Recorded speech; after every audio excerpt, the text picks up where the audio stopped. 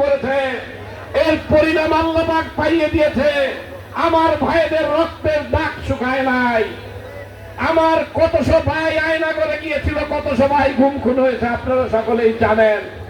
আমাদের এই ছাত্র জনতা কিভাবে নির্যাতনের শিকার হয়ে এই বিশ্ববিদ্যালয়ের কলেজগুলিতে তাদের পাখির মতো গুলি করে হত্যা করা হয়েছিল।